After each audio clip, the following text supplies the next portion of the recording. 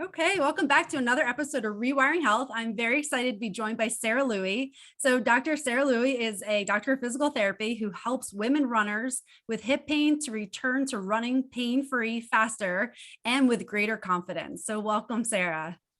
Hi, thanks so much for having me. I'm excited. Yeah, I'm very excited for this conversation because, of course, so many people enjoy running, and injuries and all that all play a huge role in holding people back from the thing that they truly enjoy. And Yeah. it's especially with the hip, because I think the hip is sometimes so underrated, and it literally is like the foundation of our bodies. And we have to appreciate how much that plays a role in like back pain all the way up the chain and down the chain. And so I'm really looking forward to this conversation with you. Yes, me too. Yeah, I love treating the hip. I do think it is like one of the biggest connectors of the body, and it can be linked, I mean, as can the rest of the body, but it can be linked to so many different things that could be going on. Yeah, absolutely. So, do you mind just sharing your story of like how did you get into this work and how has it affected you personally, and just kind of talk about your timeline a little bit about how you got here? Yeah. Yeah. So I became a physical therapist, and my first year out of PT school, I went right into an orthopedic residency. And in the area that I was working in, I worked in like a normal outpatient clinic. The area I was working in, there was a lot of, I would say, like kind of younger new moms that were coming in and presenting with hip injuries. And as a new grad, I felt really, really confused on how to treat them. I didn't feel like I knew how to treat labral tears or FAI. And I had these women coming in that were told that they are not a candidate for surgery, but and like maybe an injection would help, but there's just a lot of confusion around it. And in those 2 years, so I did an orthopedic residency and fellowship. I had some awesome mentors that taught me so much about how to like really treat these clients well, and taught me tons of great tips and techniques. And then towards the end of my we'll say like excessive schooling, like residency and fellowship, I just got really interested in treating runners with this presentation, because I'm a runner myself. And I wanted to, these are like really, really high level active people, and I wanted to give them like the best treatment possible. So that's where I paired like my passion for treating hips and runners together. Yeah, I love that. And especially like I was an athlete, and anytime you have an injury, it is like you feel like you've kind of lost yourself. And so Yes. when you can address that and help people get better and help them do it confidently and where they feel like they actually will improve, like that's a game changer for so many people. So I love that. I love what you Yeah, do. yeah. It's been awesome. I really enjoy working with athletes in the way that I can work with them, that I can check in with them every day. And if they, if they finish up a run and things didn't go great, they have the access to me to say, hey, what should I do to make this better? And I can easily just intercede. So there's not this like weak lapse in treatment. Yeah, that's awesome. And especially like when you're in the thick of it and it's your body, sometimes you can't see things objectively. So having that person that you can communicate with that can say, oh, have you tried this? It's like what a great support system to have, especially when you're in something that's so meaningful to you. So I love Yeah. that. And like as far as managing hip pain, how do you help runners do that so that they can keep running even if they have an injury and they're going through rehab?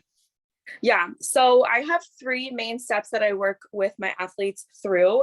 So it's discover, develop, and deploy. And it's kind of a linear stage, but it's also, you can be exploring all three stages like throughout the history or the incidents of your injury.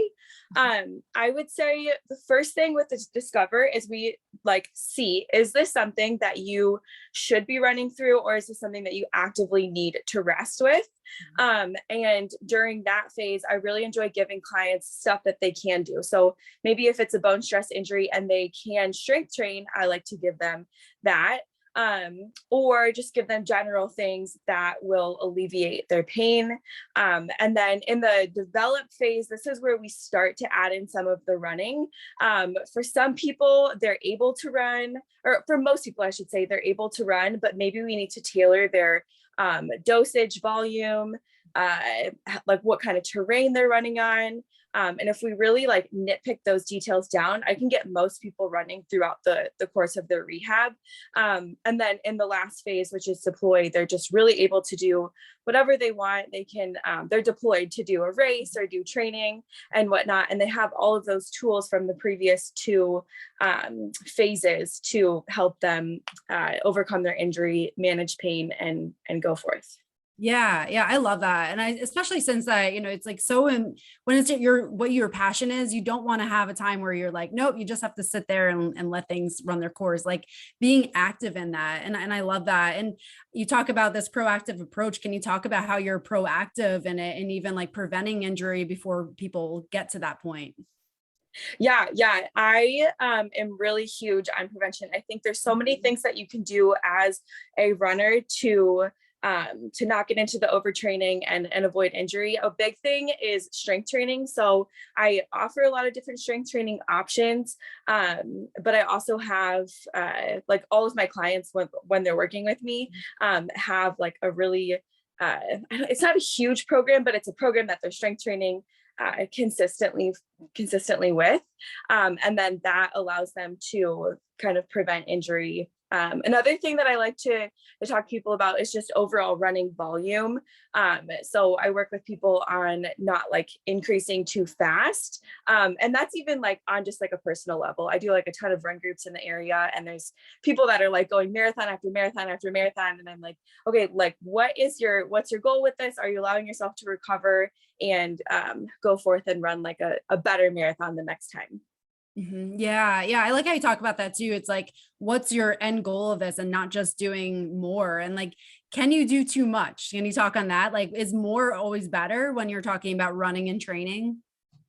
Yeah. So I always like to say, I'm kind of like a run coach with your tissues in mind. So when I say tissues, I mean like your joint cartilage, your tendon health, whatever it is. Like if you have a history of osteoarthritis, I'm going to say like, yeah, like more can be not great. Like too much can be too much for you. So I really like to take the person in mind and kind of see like, what is your tissue tolerance? And then adjust your training cycle to there. I would say for running, it is, I think it's easy to do too much because it's a very accessible sport. So you can just go and you could do it every day. You could just run a ton of miles every day. But the best way that I think to monitor that just personally is like read your body. If you finish the run and you're feeling achy and sore, then maybe that like the next day you take a rest day and then get back out and kind of just adjust and see what your tolerance is. Yeah, I think that's such an important message, just being in tune with yourself, because I think sometimes, with a lot of sports and especially with athletes, we have a tendency to compare ourselves to other people, and everyone's bodies are different. Like you said, everyone's tissues are different. So if we're not in tune with ourselves, we're maybe trying to keep ourselves to an unobtainable standard. And Yeah. then that's probably when more injuries occur. And Yeah. when you talk about like rehabbing, are there some like myths that you see, things that people think about the hip, especially and rehabbing, that maybe aren't true and misguide people? Yeah, for sure. I would say like the most blanket kind of just statement that I see with runners is all the time. I'll hear runners, they'll be like, they learn that I'm a physical therapist and they'll say, oh yeah, I went to a physical therapist one time and they just told me to stop running. Like not forever, but they just told me to stop. And they're like, yeah, I didn't go back, or I went back twice. And I'm like, that is maybe the case for some people. Again, like bone stress injuries, if it's like a really severe injury, I'm like, yeah, you shouldn't be running. But there's a lot of cases that it's like, I just don't feel like there was a deep enough dive into understanding what was going on with them, and then giving them some freedom for running. I would say another myth with just hips in general, or hips specifically, there's like just so much chat around like labral tears and FAI, and like women and men that have them like absolutely needing to get surgery. It's such a unique process for each person. The surgical like outcomes are variable. So I really, really enjoy educating women on basically their options and how it can play out for them, and then allowing them to make the best decision for themselves. Yeah, yeah, that's great. And you talk about FAI. Do you mind just talking about what that is for people who may not know what that is? Yes. So FAI is femoral acetabular impingement, and it's basically where either the like, because your hip joint is a ball and socket joint, so it's either where the socket is too small or the head of the femur, which is the ball, is too big, so they don't like just go really congruently perfectly. It actually is common that people just have these structural I don't want to say abnormalities, but things in their body. It's super common, but some people have just been diagnosed with them, and it is a source of pain for them. Yeah. Yeah. Thanks for talking about that because again, people Yeah. may be experiencing these symptoms and be like, is that what I'm experiencing? And then again, just having that knowledge of like what's going on in my body and what could happen and what could be causing this is just really important for decreasing some of that fear. And that kind of is what I want to get into next. Like when someone has an injury, usually, especially when it's something that's so meaningful, like running to them, there's a lot of fear around that. What's your experience with working with people who are fearful and how do they overcome that so that they can truly believe they can heal from a hip injury or any kind of injury with running?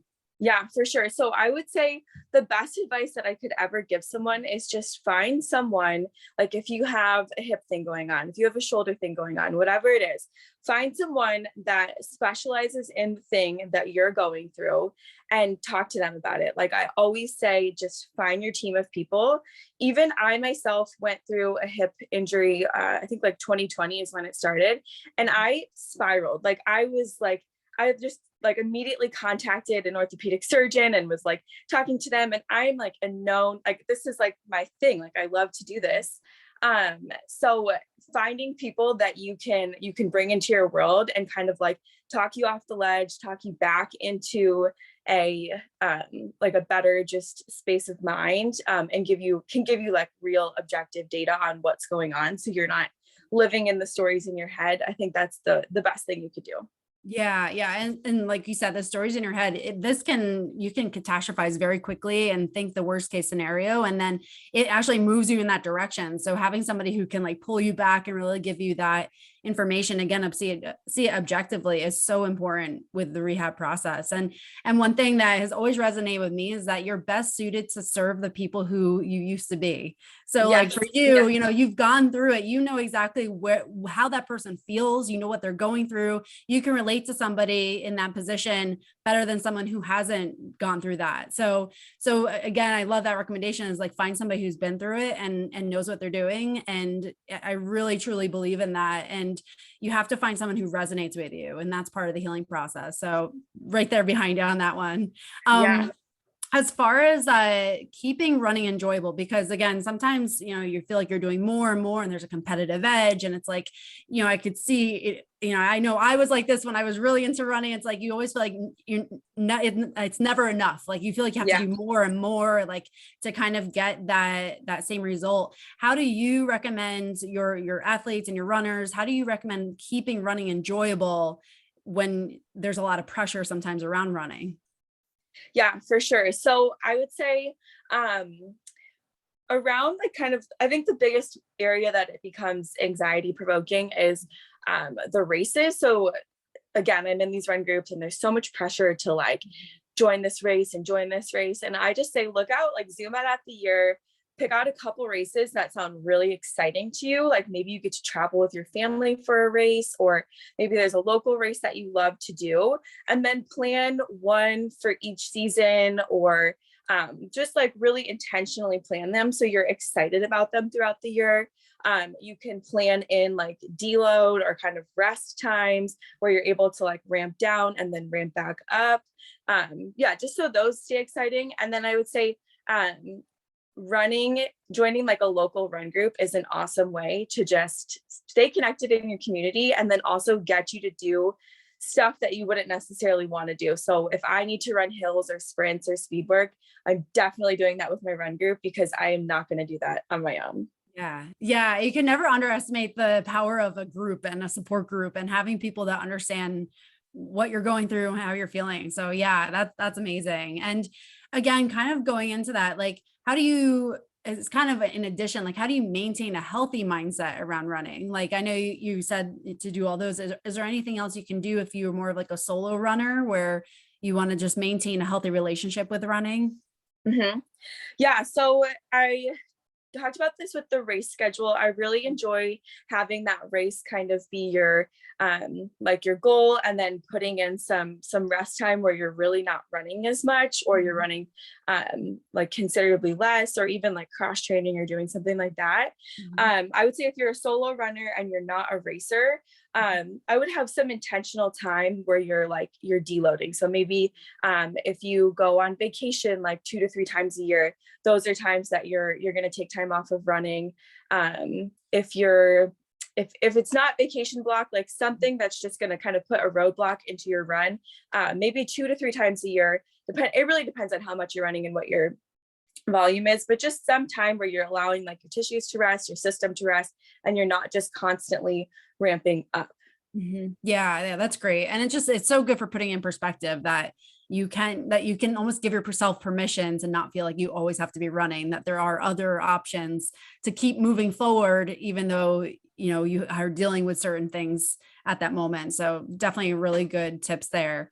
And I know you talked about you had a past injury. Are there any other like injuries you had, and like how did you overcome that when it was so meaningful for you? Are there any other things that you went through that kind of gave you a different perspective?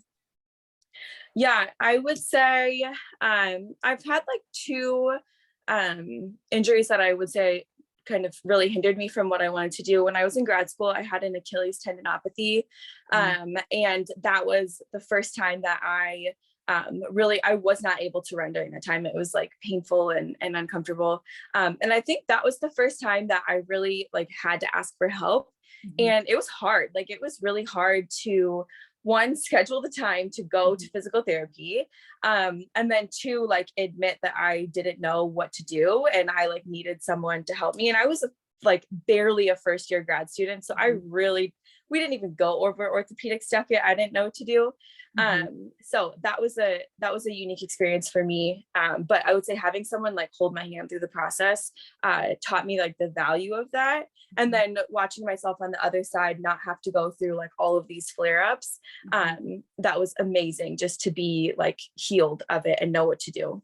Yeah, that's amazing. Yeah. And especially having that guide, because sometimes when it's our own body, like we get in our own head and we don't see things for how they really are. And we are our hardest critic. So it is so Yes. important just have somebody like hold your hand through it, and like keep you going in the lulls, but celebrate the successes when you're doing that. So yeah, Yes. 100% with that.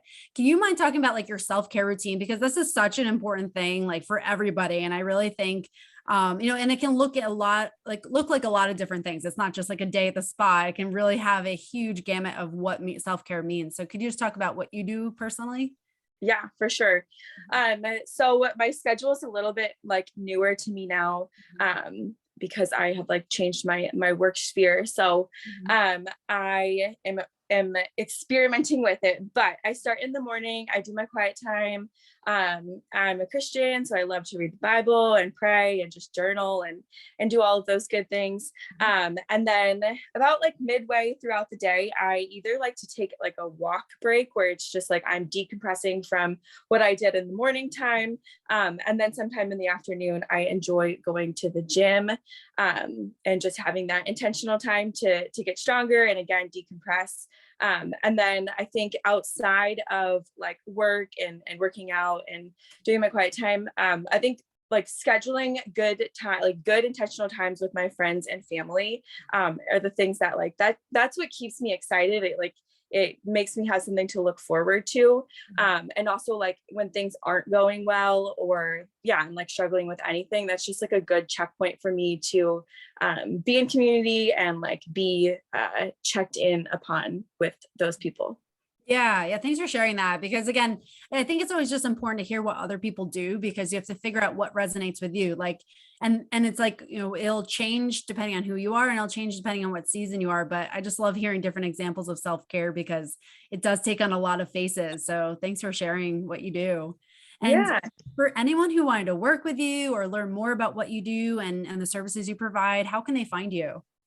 Yeah, so I would say the easiest way is my Instagram. I am Dr. Sarah _ the hip doc. I'm on Facebook as Sarah Louie, and I have a couple of Facebook groups, Women Runners with Hip Pain, and Seattle Women Runners. I think those are the easiest ways. And then from there, I can connect to email and whatnot. Awesome. Thanks for sharing that. And I'll make sure I put it in the show notes for anyone listening so you can connect with Dr. Sarah Louie. And thank you so much for giving such insight today, because it's, again, there's so many people who deal with hip injuries or just have weakness or need strengthening or need just some kind of outlet to figure out what to do. So thank you for sharing all your knowledge in that realm. Yes, of course. I could talk about hips all day long. So thanks for letting me. I love that. It means you're in the right place. Yes. Well, thank you. And thank you again. And for everyone listening, please again, subscribe to the podcast and leave any questions or comments, and we'll be sure to get back to you. So thank you again.